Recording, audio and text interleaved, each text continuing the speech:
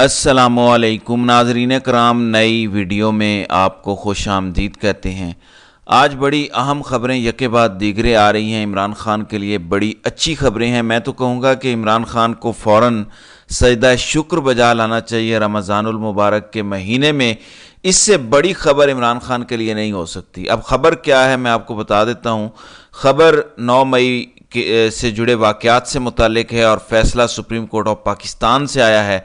Supreme court ने क्या फ़ैसला दिया है और इमरान खान से मुतालिक लाइन एक बहुत इम्पोर्टेंट है। मैं चाहता हूं कि बाकी खबरें देने से पहले वो सबसे इम्पोर्टेंट लाइन मैं आपके सामने रखूं। सुप्रीम कोर्ट के 3 जजेस ने कहा कि क्या पुलिस के एक हेड कांस्टेबल की बात को मानकर हम साबिक वजीर आज़म को गद्दार करार दे दें।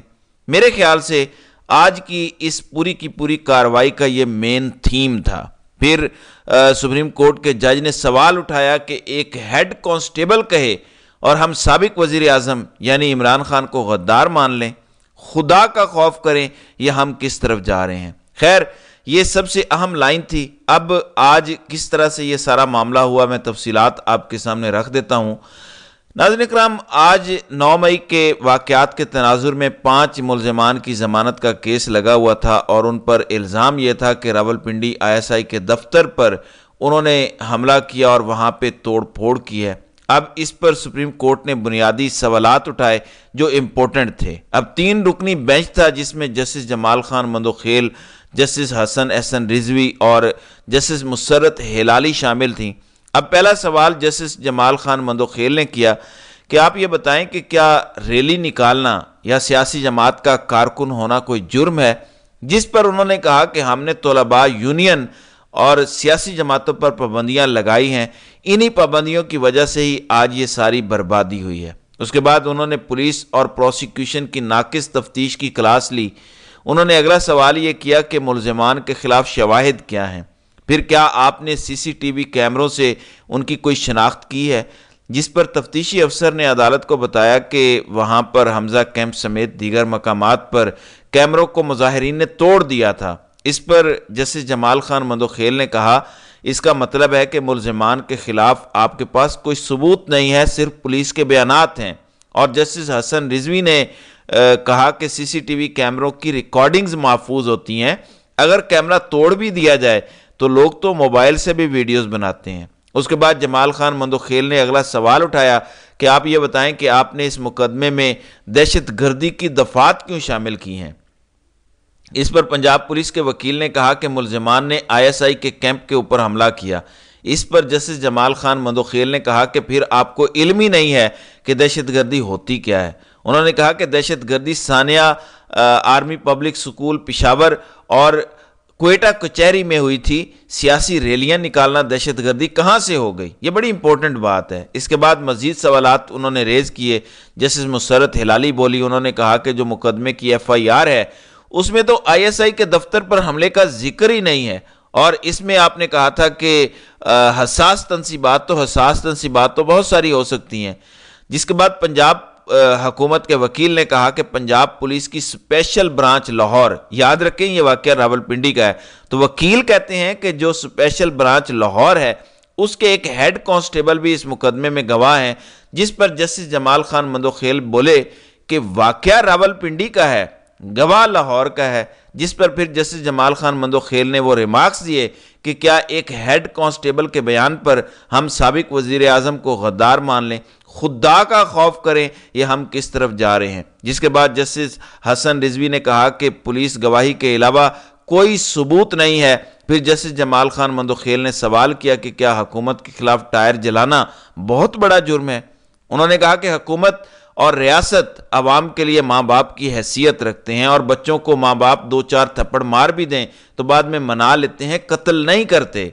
उसके बाद उन मुल्ज़िमान के जो वकील हैं सरदार अब्दुल रज़ाक, उन्होंने कहा कि ये लोग अपनी दुकानें बंद करके वापस जा रहे थे, रस्ते में फंस गए। जिसके बाद फिर जस्टिस जमाल खान मंदोखेल ने ये रिमार्क्स दिए कि गिरफ्तारी से पहले, जब गिरफ्तारी अभी नहीं हुई थी, तो आपको गिरफ्तारी से पहले मुल्ज़िमान के नाम कैसे पता थे।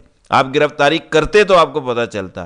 اس کے بعد انہوں نے کہا کہ پولیس اس طرح سے اپنا کیس خود سے ستیہ ناش کرتی ہے۔ اب اس کے بعد پنجاب حکومت کے وکیل نے کہا کہ ملزمان سے پیٹرول بم برآمد ہوئے اور فائرنگ کا بھی الزام ہے، جس پہ جسٹس حسن رضوی نے کہا کہ پیٹرول بم کون کہاں سے لایا، گھر سے تو کوئی لا نہیں سکتا، تفتیش کیا کہتی ہے؟ یعنی آپ جو کہہ رہے ہیں کہ پیٹرول بم برآمد ہوئے، فائرنگ ہوئی، تو تفتیش میں بھی تو کچھ آیا ہوگا، اس پر تفتیش کیا کہتی ہے؟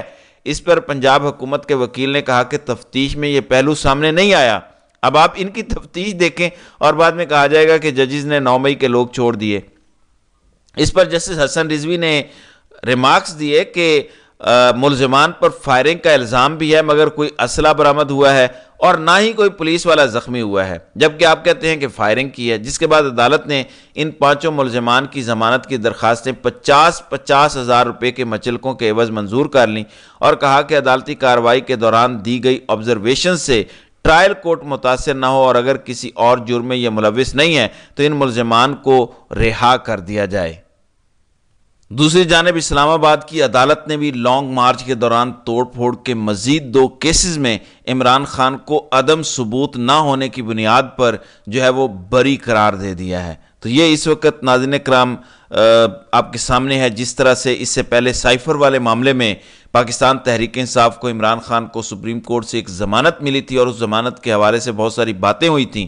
آج اسی طرح سے عمران خان کو، کیونکہ عمران خان بھی یہ کہتے رہے ہیں کہ CCTV کیمروں سے شناخت کریں، تو آج عدالت نے بھی وہی سوالات اٹھائے اور پھر عدالت کا بڑا واضح انداز میں یہ کہنا کہ سابق وزیر اعظم کو غدار ایک پولیس کی سٹیٹمنٹ پر نہیں دیا جا سکتا، یہ بہت بڑی ڈیولپمنٹ ہے۔ اب اس فیصلے کے اثرات آپ کو آنے والے دنوں میں دکھائی دیں گے، کیونکہ 9 مئی کے حوالے سے کل بھی عمران خان کو ضمانتیں ملیں، آج بھی 2 کیسز میں ضمانتیں ملیں، دیگر لوگوں کو ضمانتیں ملیں، تو 9 مئی کا کیس اور یہ فالس فلیگ آپریشن تو ختم ہوتا دکھائی دے رہا ہے۔ اب آپ ٹی وی سکرینز پر دیکھیں گے کہ کیسے ججز کے خلاف، کیسے سپریم کورٹ کے خلاف صرف اس بنیاد پر پروگرامز ہوں گے، ٹاک شوز ہوں گے، کہا جائے گا کہ دیکھیں سہولت کاری کر رہے ہیں، لیکن یہ کوئی نہیں کہے گا کہ حقائق کے اوپر، میرٹ کے اوپر کیا بنتا تھا۔ دوسری جانب تحریک انصاف نے 9 مئی کے واقعات کی تحقیقات کے لیے GIT کی تشکیل کے لیے اپنا کیس پشاور ہائی کورٹ سے واپس لے لیا۔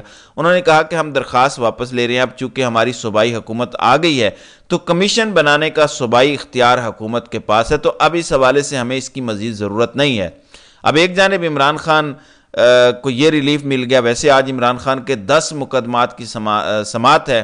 عمران خان نے کہا تھا کہ ہم دھاندلی کے ثبوت اکٹھے کر رہے ہیں اور اب ہم سپریم کورٹ آف پاکستان سے رجوع کریں گے، تو آج عمران خان نے باقاعدہ طور پر سپریم کورٹ آف پاکستان میں ایک پٹیشن، ایک درخواست دائر کر دی اور یہ ایک آئینی پٹیشن ہے جو سپریم کورٹ کے سینئر وکیل اور عمران خان کے اس بار کے سینٹ کے امیدوار ہیں پنجاب سے حامد خان، ان کی جانب سے دائر کی گئی ہے، جس میں واضح طور پر یہ استدعا کی گئی ہے کہ غیر متعصب ججوں پر مشتمل ایک جوڈیشل کمیشن تشکیل دیا جائے جو عام انتخابات میں دھاندلی کے معاملے پر ہو، یعنی سپریم کورٹ کا جج ہوں، غیر جانبدار ہوں، حاضر سروس ہوں اور وہ عام انتخابات کا آڈٹ کریں اور اس کے بعد جاری ہونے والے نتائج کا بھی آڈٹ کریں۔ یعنی عمران خان نے باضابطہ طور پر تحقیقات کے لیے رجوع کر لیا ہے۔ پھر انہوں نے یہ کہا کہ جو دھاندلی کی گئی، یہ جو گڑبڑ کی گئی جس کے نتیجے میں جو گورنمنٹ بنی ہے، ان حکومتوں کو ان کے کام سے روکا جائے۔ ظاہر ہے یہ چیزیں تو نہیں ہوں گی، لیکن یہ ہے کہ سپریم کورٹ کے اندر جس طرح سے قاضی فائز عیسیٰ نے عمران خان سے بلا چھیننے کا فیصلہ کیا تھا، پھر آروز کے حوالے سے جس طرح انہوں نے عدالت لگا کے فیصلہ کیا تھا، امید ہے کہ اب ان کے سامنے یہ درخواست آ گئی ہے اور 3 رکنی کمیٹی جس نے درخواستوں کا اور بینچ کا فیصلہ کرنا ہوتا ہے، اس میں جسٹس منیب اختر بھی ہیں، اس میں اب جسٹس منصور علی شاہ بھی ہیں، تو اب چیزیں تھوڑی سی چینج ہوں گی۔ اب دیکھتے ہیں کہ کتنی جلدی سپریم کورٹ اس کو سماعت کے لیے مقرر کرتی ہے۔ دوسری جانب سائفر کیس کا اس وقت جو ہے وہ اسلام آباد ہائی کورٹ میں سماعت جاری ہے، وہاں پہ ایک اہم مکالمہ بھی سامنے آیا ہے کہ کیا کیس زیر سماعت ہوتے ہوئے وکیل میڈیا پر بات کر سکتے ہیں۔ یہ جسٹس عامر فاروق کا سماعت کے بعد میڈیا سے گفتگو کرنے والے وکیل سلمان صفدر سے استفسار تھا، تو انہوں نے آگے سے کہا کہ کرنی تو چاہیے، کرنی تو نہیں چاہیے، لیکن کہا جاتا ہے کہ وکلاء کو میڈیا پر نہیں آنا چاہیے اور ججز کو میڈیا نہیں دیکھنا چاہیے۔ تو یہ اس طرح سے جو ہے وہ جواب دیا گیا ہے عمران خان کے وکیل سلمان صفدر کی طرف سے۔ بہرحال ابھی تک اسلام آباد ہائی کورٹ میں یہ کیس زیر سماعت ہے۔ اس حوالے سے جیسے جیسے تفصیلات مزید سامنے آئیں گی تو انشاءاللہ اس پر اگلے ویلاگ میں بات کریں گے۔ تو ناظرین کرام، آپ کی اس ویڈیو کے حوالے سے کیا رائے ہے؟ آپ اپنی رائے کا اظہار کامنٹ سیکشن میں ضرور کیجیے گا۔